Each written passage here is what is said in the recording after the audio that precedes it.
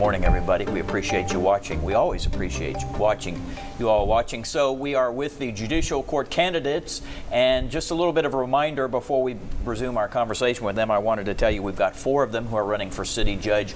Early voting starts Wednesday, so be sure and get out to do that. And we've got primary election day, which is August the 29th, so it's going to be a busy month. Eddie Smith, you've got a question. I do, and I've heard each of you talk about thousands of dollars of court fines, but when we look at the data, 10,000 citations, $2.3 million, it's about $200 a citation, just doing the math. So how many people are we actually talking about when we're talking about thousands of dollars of fines for people? Judge? Well, I'd have to do the math to divide it all up, but there's a wide variance between people that city court here handles cases from the very wealthy to the most poor people that there are, and more people feel, I guess, probably fall in the middle than everything else.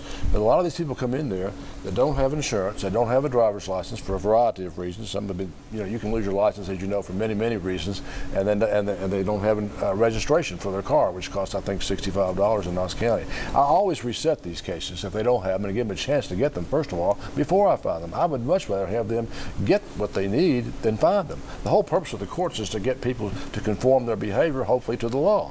Mary, do you know about how many people we're talking about in the thousands of dollars? Well, of course, we're obviously talking about a lot of people that we're dealing with. Also, one of the things that you have to focus on is, when you have officers that are pulling these folks over, at some point you need to be mindful of, why are we just stacking up the charges on these people? I mean, as Judge Rosson said, let's at least give them a chance to get their insurance. Maybe they just didn't have it with them. I mean, there are things that we can do to assist these folks in the community, and I think that's what our focus needs to be. Great lawyer answer so far. Andrew, do you know how many people we're talking about? Well, we're talking about 25% of the population of the city is in poverty. So one thing that happens is people keep building up on fees. When the license gets suspended, it costs $75. I think it's $75 to get it reinstated. So a fee can be put on top of the fee, even in the circumstance that you're trying to get back onto the payment plan system, which is what I believe Judge Rosson was talking about giving people time to pay. So fees can keep running up. You're talking about a lot of people, is I guess at the end of this question. Tyler? No, I don't. And I think what we heard was our incumbent judge doesn't know the answer to that either, which is the most concerning to me. I can say that this goes to the transparency of the court. These numbers should be easily accessible. And I think we also clarified that we're not talking about 10,000 citations, maybe 10,000 people through the court.